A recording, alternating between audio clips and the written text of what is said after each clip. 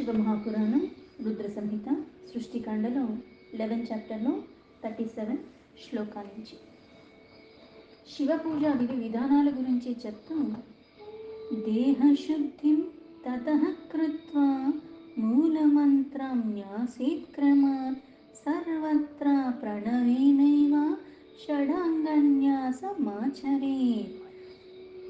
అంటే ఏదైతే పూజ చేయాల్సినప్పుడు ఏం చేయాలంటే భావనాయుక్తంగా ఆ పాపాలన్నీ భస్మం చేసి ఆ మానవుడికి శాశ్వతమైన పుణ్యప్రదమైన పవిత్రతని చేకూర్చే ఆ శివుడి యొక్క పూజ చేసేటప్పుడు శరీరధారిగా నేను ఉన్నానంటే భావనాయుక్తంగా ఆ శివుడు అన్నవాడు ఈ శరీరంలో ఆత్మరూపంలో ఉన్నాడు కాబట్టి నేను జీవించి ఉన్నాను. అందుకుని ఈ శరీరాన్ని ధరించి ఉండటానికి కారణం ఆ పరమేశ్వరుడు అన్న భావనతో ఆ మహేశ్వరుని పూజించాలి.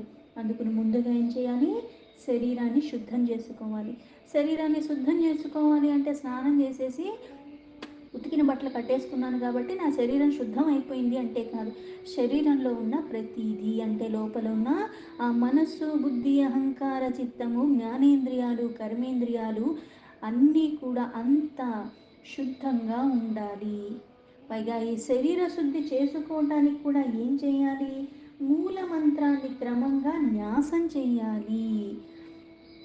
అలాగే సర్వత్రా ప్రణవమే ఉందని ఇక్కడ షడ్ అంగాలతో చేసుకున్న న్యాసాన్ని చెయ్యాలి. ఎలా అయితే మనకి కొన్ని సహస్రనామాల్లో చూస్తాం, కరములకి అలాగే అంగములకి కారణ్యాస అంగన్యాస అంటాం. అంటే ఇక్కడ ఆ అంగములు 6, అలాగే ఇక్కడున్న మన కర్మలు. ఎందుకంటే మనం ఏ కర్మనన్నా చేయటానికి శరీరాన్ని వినియోగిస్తున్నాం. శరీరంలో మనం వినియోగించేది చేతులు, ప్రతి ఒక్క వేలు.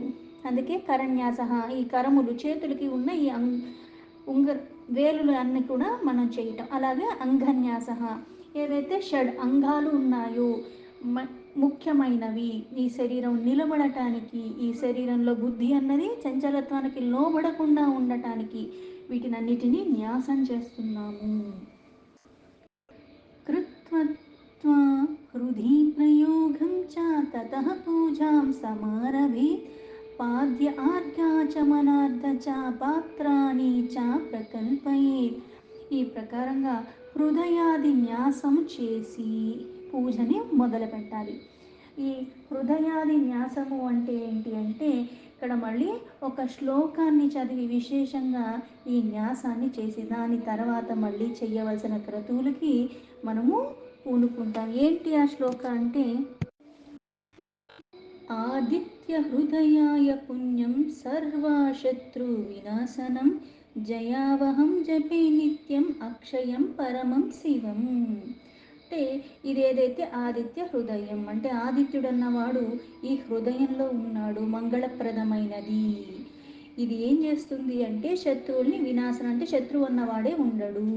పుణ్యప్రదమైన ఈ శరీరంలో ఈ హృదయం పుణ్యంగా ఉంటుంది, అంతరంగికంగా బాహ్యంగా కూడా చేసేది ప్రతిదీ మనకి పుణ్యప్రదం. అందుకుని ఎప్పుడు విజయాలే ఉంటాయి, శత్రువు అన్నవాడే ఉండడు. అందుకే జయాలు లభిస్తూ ఉంటాయి. పైగా నిత్యము అక్షయంగా లభిస్తుంది సర్వము, సంతోషము. అందుకే ఈ ఆదిత్యాది రూపాల్లో ఈ సంకల్ప వాక్యాలతో ప్రయోగిస్తూ పూజని ఆరంభించాలి. ముందుగా ఏం చేస్తాం? పాద్యం ఇస్తాం కాళ్ళకి, అలాగే ఆర్ఘ్యం చేతులకి, తర్వాత ఆచమనీయం. ఇలా ఇవన్నీ చేయటానికి పాత్రలు ముందుగా సిద్ధం చేసుకోవాలి.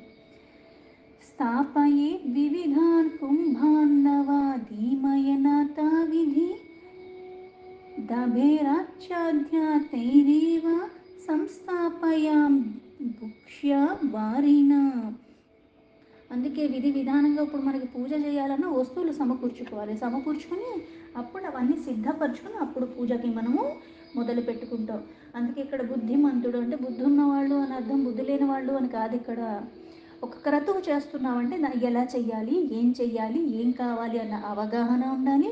పైగా ఏది మొదలు పెట్టాలి క్రమంగా చెయ్యాలి, అడ్డదిడ్డంగా కాకుండా ఆ మనస్సు చంచలత్వానికి లోబడకుండా ఉన్నప్పుడు దాని గురించి అవగాహనతో అప్పుడు నువ్వు చేస్తావు. ఎందుకంటే ఈ క్రతువుల ద్వారా ఏమవుతుందంటే మనసావాచ కర్మణ చేస్తున్నావు, మానసికంగా శారీరకంగా చేసేదాని మీద ధ్యాసతో ఎరుకతో చేస్తున్నావు, ఎలా పడితే అలా కాకుండా. అందుకే విధి విధానంగా దానికి కావాల్సిన వస్తువులన్నీ కూడా మనము సిద్ధపరచుకోవాలి. అందుకే ఇక్కడ 9 కలశాల స్థాపన చేయాలి. అలాగే కుశగ్రాసని కూడా తీసుకొచ్చి అక్కడ ఆ నీటితో నిండి ఉన్న కలశాలలో మళ్ళీ ఈ కుశాలతో ద్వారా దాన్ని మళ్ళీ ప్రోక్షణ చెయ్యాలి. తేషు తేషు చ సర్వేషు క్షిపేత్తోయం సుశీతలం ప్రణవేన క్షిపేత్తేషు ద్రవ్య యాలోక్య బుద్ధిమాన్. అలాగే ఆ అన్ని పాత్రల్లో కూడా మంచిగా చల్లని నీళ్లు పెట్టి, అలాగే ఇక్కడ ప్రణవ మంత్రం ద్వారా ఆ ద్రవ్యాలన్నీ కూడా అంటే పోసేటప్పుడు అన్నిటిలో కూడా ప్రణవ మంత్రాన్ని ఉచ్చరిస్తూ ధ్యాస చేసే క్రతువు మీద పెట్టి అలా చెయ్యాలి. ఉషీరం చందనం చైవ పాధ్యేతు పరికల్పయే జాతి కంకోల కర్పూర వటమూల తమాలకం చూర్ణయిత్వా యథాన్యాయం క్షిపేదాచమనీయకే ఏతత్ సర్వేషు పాత్రేషు దాపయేచ్చందనాన్వితం. అంటే ఇప్పుడు ఏదైతే అవన్నీ కూడా పాత్రలు పెట్టుకున్నాం అన్నీ పెట్టుకున్నాం వాటిలో మళ్ళీ కుశగ్రాసం కూడా పెట్టుకోవటం ప్రోక్షణ అవ్వటం, అక్కడ మళ్ళీ చందనాది ఆ పాద్య ప్రాంతంలో కూడా ఈ చందనాది ఇలాంటి లేపనాలతో కూడుకుని సుగంధమైనవన్నీ కూడా అందులో కలపాలి. అలాగే పువ్వులు కూడా సువాసభరితమైనవి, పైగా నీరు కూడా మంచిగా ఉండాలి. అందులో కర్పూరము, అలాగే యథోచిత్తంగా మనకి లభించేవన్నీ కూడా ఏవైతే పంచపాత్రలో వేయడానికి వినియోగించేవన్నీ కూడా అవన్నీ మనకి ముందుగా ఏర్పరచుకోవాలి. పైగా మన శక్తి కొలది ఇవన్నీ చేసేటప్పుడు కూడా మళ్ళీ ప్రణవ మంత్రాన్ని ఉచ్చరిస్తూనే అందులో అన్నీ పూసుకోవాలి. ఆ పాద్యం ఇచ్చే పాత్రలో అన్నీ ఇటువంటివన్నీ పెట్టుకున్న తర్వాత అలాగే చూర్ణాలన్నీ కూడా అందులో కలుపుకుని ఆ చూర్ణం ఆచమనీయం చేయటానికి ఉన్న పాత్ర ఒకటి, అందులో అన్ని చూర్ణాలు కలుపుకుని అక్కడ పెట్టుకోవాలి. పార్శ్వయోర్దేవదేవస్య నందీశాం తు సమర్చయేత్ గంధైర్ధూపైస్తథా దీపైర్వివిధైః పూజయేత్ శివం. శివుణ్ణి పూజించేటప్పుడు ముఖ్యంగా ఏం కావాలి అంటే ఎలా అయితే ఆ పరమేశ్వరుని పరమేశ్వరి యొక్క సమేతంగానే చేస్తాం. అలాగే ఈయన్ని పూజించేటప్పుడు ఆయన పక్కన ఎప్పుడు కూడా నందుడు అన్నవాడు ఉండవలసిందే. అందుకే పార్శ్వభాగంలో అంటే శివుడికి ఎక్కడైతే మనం లింగంలో పూజిస్తున్నామో ఆయనకు పక్కగా నందీశ్వరుని కూడా మనం పూజ చేయాల్సిందే. గంధము, ధూపము, దీపము, అలాగే వివిధమైన ఉపచారాలు ఏవైతే 16 ఉన్నాయి, 16 కుదరకపోతే 10 అన్నారు, 10 కుదరకపోతే 5, ఇలా ఉపచారాలన్నీ కూడా పరమేశ్వరుడికి నందికి కూడా చేసుకోవాలి. లింగశుద్ధిం తతః కృత్వా మధాయుక్తో నరస్తథా యథోచిత్తం తు మంత్రాగ్నేయ ప్రణవాదిన మో అంతకేహ. ఆనందంగా పూజ చేసేటప్పుడు ఏదో క్రతువు చేసేస్తున్నాను తొందరగా చేసేసి ఇక్కడి నుంచి వెళ్ళిపోదాం అన్నట్టుగా కాకుండా ఆనందంగా చెయ్యాలి, ప్రశాంతమైన చిత్తంతో చెయ్యాలి. నేను శుద్ధంగా ఉండాలి, ఈ శరీరం ఉండాలి, ద్రవ్యాలు కావాల్సినవి అన్నీ దగ్గర ఏర్పాటు చేసుకోమన్నారు. తర్వాత లింగ శుద్ధి చేసి ఆ మనుష్యుడు ఉచితమైన రూపంలో మంత్రాలక సమూహం ద్వారా అంటే నాకు మంత్రాలు ఉచ్చరించటం వస్తే నేను అర్థసహితంగా నాకు అది అర్థమైతే దాన్ని బట్టిగా నేను అది ఉచ్చరిస్తూ చేయటం, లేదా ప్రణవాన్ని. అలాగే ఈ ప్రణవం అన్నది ఓంకారాన్ని ముందు పెడతాం. ఎలా అయితే మనకి అష్టోత్తర శతనం 108 నామాలు ఏ పరమాత్మదైనా ఏ రూపాన్నైనా సరే చదివేటప్పుడు ఓం అని ముందు పెడతాం, చివర నమః అని పెడుతూ ఉంటాం. ఓంకారాన్ని ముందు పెట్టి నమఃని చివరిగా పెట్టి ఏ ఉపాసన అయితే చేస్తున్నామో ఆ నామాన్ని ఆ రూపానికి తగిన నామాన్ని మధ్యలో పెట్టి దాని ద్వారా ఉచ్చరిస్తూ మనము ఈ క్రతువు ఇష్టదైవత పూజ ఈ విధంగా చేసుకోవాలి. ఓంకార రూపంలో ఉన్న పరమాత్మ ఈ నామము, ఆయనకి నేను మనసా వాచా కర్మణ నమస్కరిస్తున్నాను అన్న భావనతో కల్పయేధాసనం స్వస్తి పాదాది ప్రణవేణ తు తస్మాత్ పూర్వదిశాం సాక్షాత్ దణిం అణిమామయాన్ మక్షరం. ఏవైతే మనకి 8 సిద్ధులు ఉన్నాయి, ఇక్కడ ఎప్పుడైతే ఓంకారాన్ని ముందు పెట్టి ప్రణవం అదే చివరన నమః అని పెట్టి ఇష్ట దేవతని ఎలా అయితే మనం ప్రణవాన్ని ఉచ్చరిస్తూ చెప్తున్నామో అలాగే స్వస్తి, పద్మ ఈ ఆసనాలన్నీ కూడా కల్పనాయుక్తంగా. ఇప్పుడు నిత్యం చేసే పూజల్లో కూడా కొన్ని కొన్ని వ్రతాలు చేసేటప్పుడు కూడా మనం ఏం అశ్వనారోహయామి గజానారోహయామి అంటాం. అంటే గజాన్ని ఎక్కి ఉన్న అమ్మవారు నీకు గజాన్ని ఎక్కిచ్చి తీసుకెళ్తున్నానని, లేకపోతే చామర ఇవన్నీ నేను ఇలాంటివన్నీ సమర్పిస్తున్నాను అని చెప్తాం. నిజంగా గజాన్ని అశ్వాన్ని మనం తీసుకొస్తామా? మనకంత అవుతుందా? లేదు కదా. కాకపోతే భావనాయుక్తంగా ఎలా అయితే చేస్తున్నామో అలాగే ఇక్కడ స్వస్తి, పద్మ ఈ ఆసనాలన్నీ కల్పనగా అక్కడ నేను సమర్పిస్తున్నట్టు దాని మీద స్థిరంగా ఆవిడ ఉన్నట్టుగా, అక్కడ మళ్ళీ పరమేశ్వరి సహితంగా ఉన్నట్టుగా ఈ భావనతో ఆ కమలానికి మళ్ళీ ఉన్న పూర్వ దళాలు ఏవైతే ఉన్నాయో అవి మళ్ళీ సాక్షాత్ అనిమ అన్న ఐశ్వర్య రూపము, అవినాశి అయిన శక్తి అన్న భావనతో చెయ్యాలి. ఒక్కొక్క దిక్కు ఒక్కొక్కటి అన్నట్టుగా ముందుగా మొదలైన ఈ అణిమ ఎక్కడుంది అంటే ఇది అంటే ఒక్కొక్క దిక్కులో ఒక్కొక్కటి ఏవైతే అష్టసిద్ధులు ఉన్నాయో ఇవి సిద్ధులు అంటారు.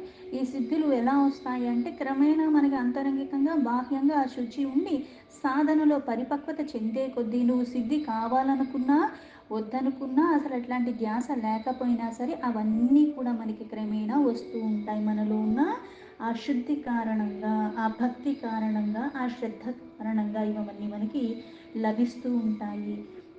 అందుకే విశేషంగా ఈ ఐశ్వర్యాలు అంటారు. ఇవన్నీ కూడా ఆ సాక్షాత్తు అణిమ పేరుతో ఉన్న ఐశ్వర్య రూపము అవినాశి అని భావించాలి. ఇది ఎక్కడుంది అంటే ఒక్కొక్క దిక్కులో ఒక్కొక్కటి. అందుకే ఇక్కడ అవినాశి అయిన అణిమ పూర్వధనం అంటే ఒక్కొక్క దిక్కుకి పెట్టారు. ఎలా అయితే దక్షిణ దిక్కుకి లఘిమ ఉన్నది, పడమర ఒకటి, ఉత్తర ఒకటి, తూర్పు ఒకటి, ఇలా ఒక్కొక్క దిక్కులు ఒక్కొక్కటి.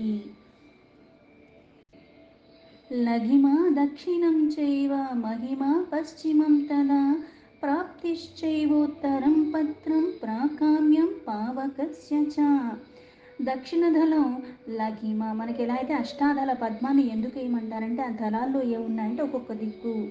తూర్పు అణిమ, దక్షిణ లఘిమ, అలాగే పశ్చిమ మహిమ, ఉత్తర దళ ప్రాప్తి, అగ్నికోణంగా ఆ దళ ప్రాకామ్య.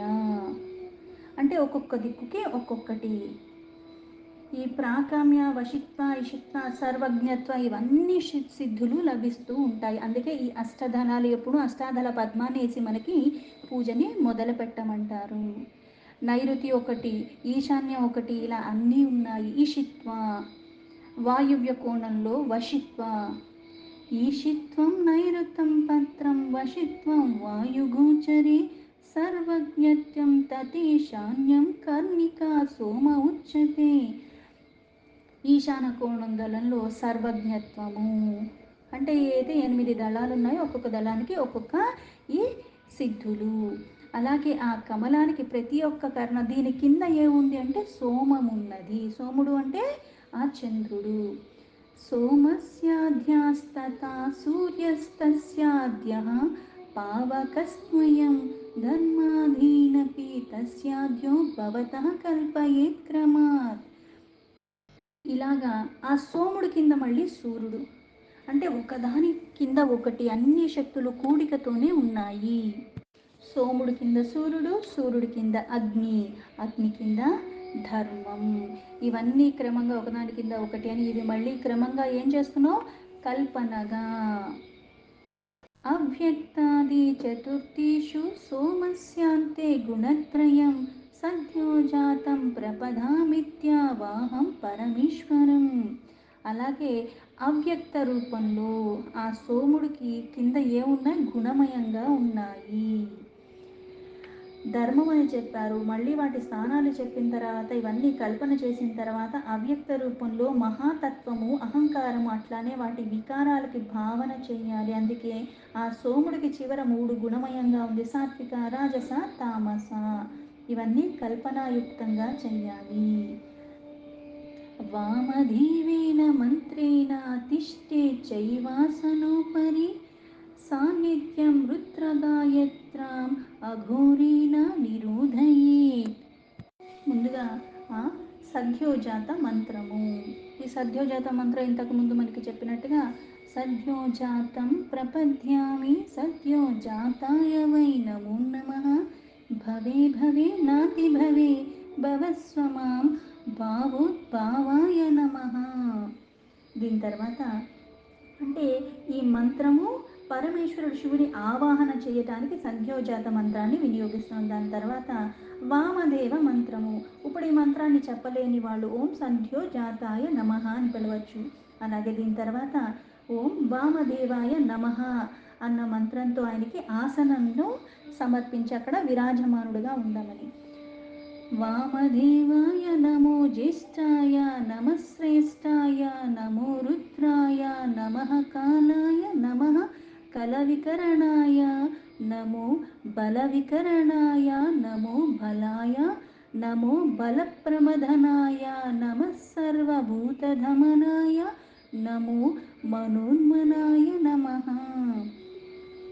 ఆసనం సమర్పించటానికి వామదేవ, అలాగే ఆవాహన చెయ్యటానికి సద్యోజాత మంత్రము. రుద్రగాయత్రి మంత్రమైన ఓం తత్పురుషాయ విద్మహే మహాదేవాయ ధీమహి తన్నో రుద్ర ప్రచోదయాత్. ఇద రుద్రగాయత్రి ద్వారా ఇష్టదేవత యొక్క సాన్నిధ్యం పొంది మళ్ళీ అఘోరేభ్యో ఆ మంత్రం ద్వారా అఘోరేభ్యో ఉధా ఘోరేభ్యో ఘోరఘోరతరేభ్యః సర్వేభ్యः సర్వశర్వేభ్యో నమస్తే అస్తు రుద్రరూపేభ్యః. ఈ అఘోర మంత్రం ద్వారా అక్కడ మళ్ళీ ఆ స్థాపనలో అక్కడ ప్రతిష్టాపన చేసి మళ్ళీ తర్వాత ఈశాన మంత్రము అంటే ఒక్కొక్కటి క్రమంగా ఒక్కొక్క మంత్రాన్ని ఉచ్చరిస్తూ ఆసనం దగ్గర నుంచి పాద్యం దగ్గర నుంచి ఇక్కడ ఈశాన సర్వ విద్యానామితి మంత్రేణ పూజయే పాదమాచమనీయం చ విధాయార్ఘ్యం ప్రధామయే. ఈ ఈశాన సర్వ విద్యానం అన్న మంత్రాన్ని ఉచ్చరిస్తూ ఈశాన సర్వ విద్యానామీశ్వర సర్వభూతానాం బ్రహ్మాధిపతిర్బ్రాహ్మణోధిపతిర్బ్రహ్మ శివో మే అస్తు సదాశివో. ఈ మంత్రాన్ని ఉచ్చరిస్తూ అక్కడ మళ్ళీ ఆ పరమాత్మను మంత్రాల ద్వారా ఆరాధ్య దేవతగా పూజన చేస్తూ అప్పుడు మనం పాద్యాన్ని ఆచమనీయాన్ని అర్పణ చెయ్యాలి. పాద్యం ఆర్ఘ్యం అలాగే ఆచమనీయము. ఇవన్నీ మంత్రాలు చదివిన తర్వాత అంటే అక్కడ స్థాపన చేస్తున్నాం అంటే ఆవాహన చేస్తున్నావు, అక్కడ మళ్ళీ ఆసనం మీద కూర్చోబెడుతున్న ఆ సాన్నిధ్యాన్ని నువ్వు పొందాలి అని ఆ స్థాపన చేసిన తర్వాత అప్పుడు కాళ్ళు కడుక్కోవటానికి చేతులు కడుక్కోవటానికి ఆచమన రూపంలో అవన్నీ సమర్పించుకోవటం. స్నాపయే విధీనాం రుద్రం గంధచందనవారిణ పంచగవ్య విధానేన గృహపాత్రేభి మంత్రయా చ. గంధం అలాగే చందనాది మిశ్రితంతో ఇటువంటి సుగంధమైనవి విధి విధానంగా ఆ రుద్రుడికి స్నానం చేయించాలి అవి నీళ్ళల్లో కలిపి. తర్వాత పంచగవ్యాలన్నవి సిద్ధం చేసుకుని అంటే అందులో 5 ద్రవ్యాలు కలిపి ఒక పాత్రలో తీసుకుంటారు. ప్రణవాన్ని ఉచ్చరిస్తూ దాన్ని అభిమంత్రించాలి. పంచగవ్యాలంటే పాలు, గోవు యొక్క మూత్రం, అలాగే గోవు నెయ్యి, అలాగే అంటే ఇక్కడ ఆవు నుంచి సంబంధించిన ఆవు పాలు, ఆవు మూత్రం, ఆవు నెయ్యి, ఆవుది పెరుగు, అలాగే ఆవు పేడ ఇవన్నీ కలిపి ఇది ఔషధీ గుణాలతో కూడుకుని ఉండాలి. అందుకే పంచగవ్యాలతో తయారు చేసుకుని విధి విధానంగా 5 ద్రవ్యాలు కూడా ఒక పాత్రలో తీసుకుని ప్రణవం ద్వారా అభిమంత్రించి అప్పుడు ఆ మిశ్రమాన్ని వినియోగించుకోవాలి. దీంతో శివ మహాపురాణం రుద్ర సంహితలో సృష్టికాండలో 11 చాప్టర్లో 52 శ్లోకాలు సంపూర్ణం.